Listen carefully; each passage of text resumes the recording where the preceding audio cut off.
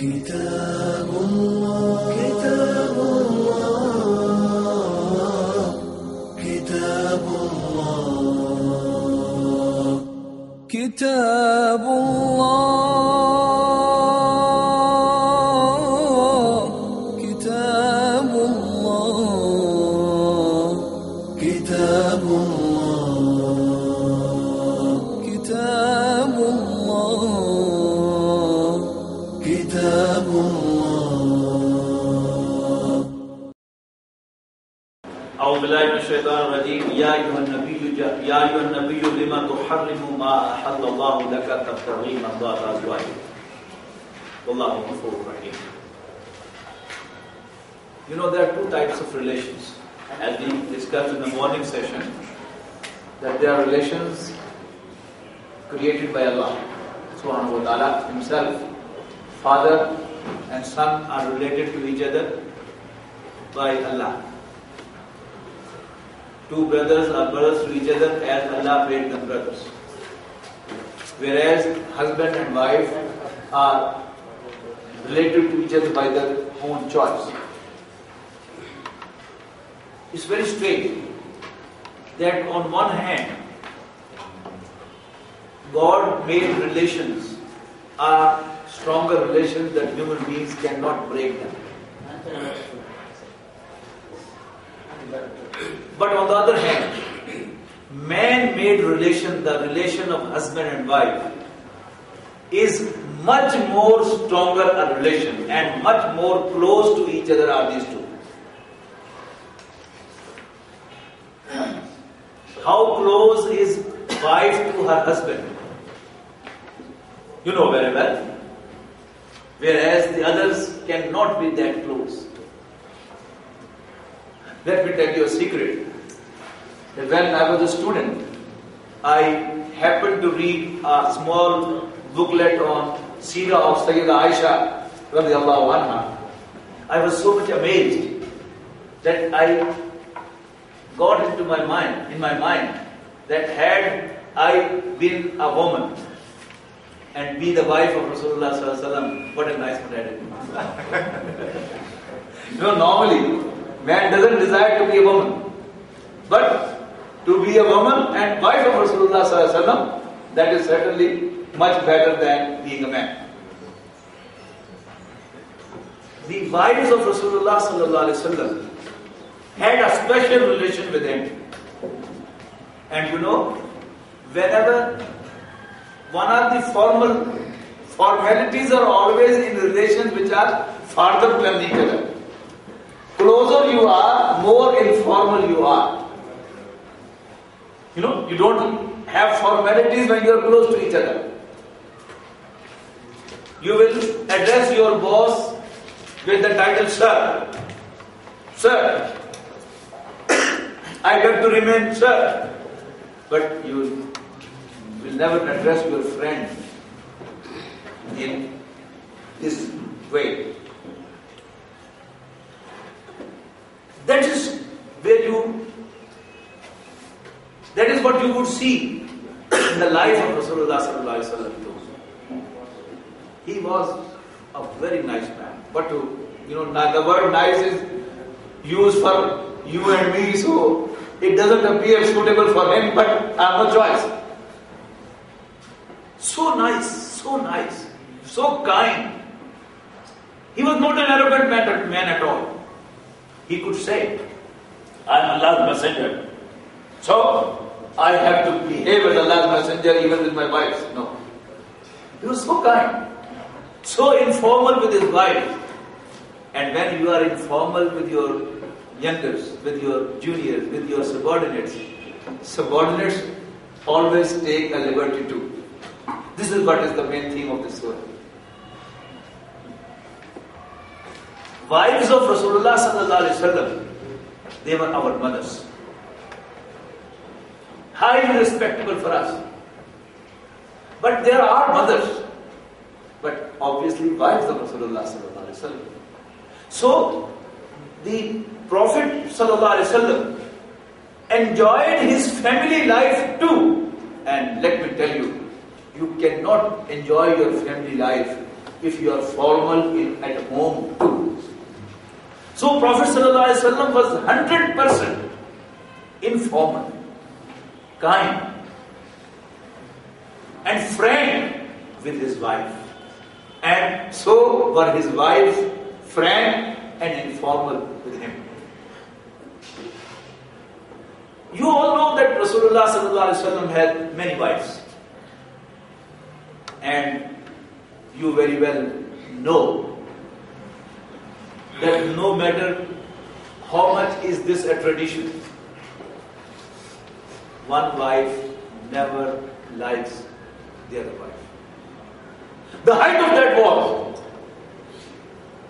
Rasulullah's first wife was Khadija, and that was his favorite too.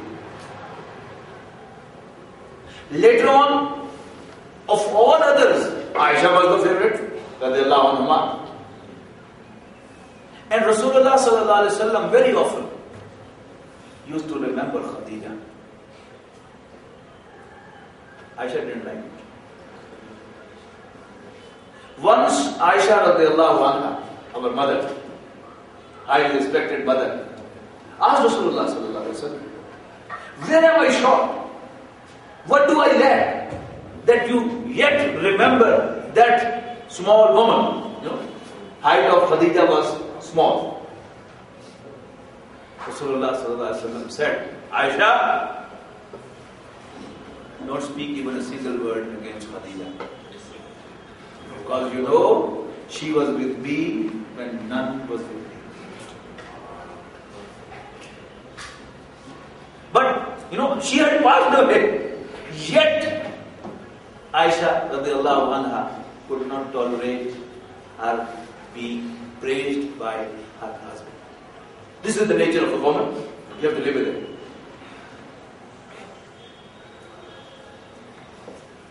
Rasulullah sallallahu alaihi wasallam had the practice that he used to spend his night turn by turn with every wife.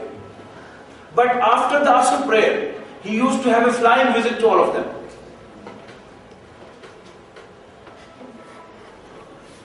First wife stayed there for some time, asked about her, and then some joke and some informal talk, and then to the next, then to the next, then to the next, then to the next. The wives of the Prophet ﷺ noticed that he spends more time with Zainab bint Jahsh radiallahu anha, one of the wives. So they investigated what's the problem. Why more time there? They found out the reason. The reason was that she served a mixture of a honey from Maghafi. This was the name of a flower from which that honey was coming. And they all knew Prophet ﷺ hates bad smell. So they sat together and planned how we can tackle the issue. So they decided mutually that Prophet first goes to her and then comes to the others. Whomever he visits after her, he should ask Rasulullah sallallahu alaihi wasallam, "Oh Allah's Messenger, what did you take? You have a bad smell from your mouth." One said, the other said, the third, the fourth, the fifth. He said, I can take anything except I had a juice of the mixture of honey from Zainab. And two of his favorites, one daughter of Abu Bakr, the other daughter of Umar radiallahu ta'ala anha, Sayyidah Aisha and Sayyidah Hafsa. He told Hafsa, don't tell others, I will not take honey anymore. Now, it was the matter of delight. They won the case. So she couldn't hold that good news with her. Again, the nature of a woman. said to Aisha, Aisha, come. Good news. What? Don't tell anybody. The Prophet ﷺ declared that he will not take honey anymore. Now they forgot, when there is a relation between husband and wife, that relation dominates so much that wife is more likely to forget that he is Allah's messenger.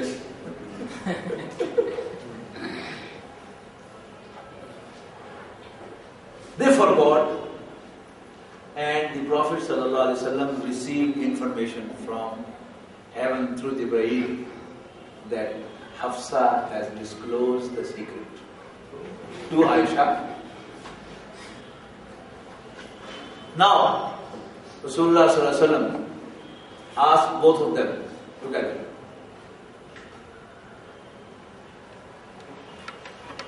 Not in calling for explanation, nature, but in just passing by remarks.